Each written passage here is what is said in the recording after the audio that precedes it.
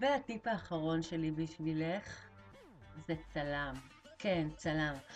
אני חייבת לספר לך משהו.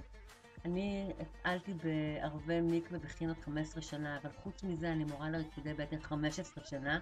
העליתי מופעים בסוזן דלל, העליתי תחרות ריקודי בטן ארצית 3 שנים ברציפות.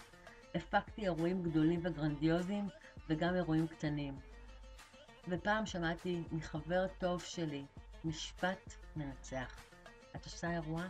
תצלמי. את לא מצלמת? אל תעשי אירוע. אירוע כזה זה פעם אחת בחיים. את לא רוצה לקבל תמונות מהחברות. במקרה הטוב הם ייתנו לך, כי כל אחת, את יודעת, חוזרת לענייניה אחרי החתונה. את רוצה שיהיה לך תיעוד של האירוע הזה. תשקיעי עוד כמה מאות שקלים בשביל צלם. אני מגיעה עם צלם שמכיר את המהלך של האירוע ויודע מה לצלם. זה מאוד מאוד מאוד חשוב. מאוד חשוב צלם. אני מדברת על צלם סטילס, את לא חייבת צלם וידאו להשקיע 1,500 שקלים. כמה מאוד בודדים ויש לך שקט, שיש לך תיעוד להראות לנכדים ולנינים בעזרת השם.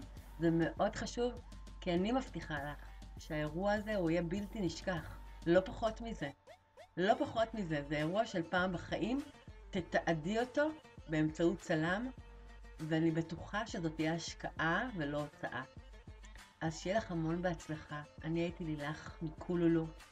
אני מאחלת לך שניפגש רק בשמחות. רק בשמחות. אמן ואמן.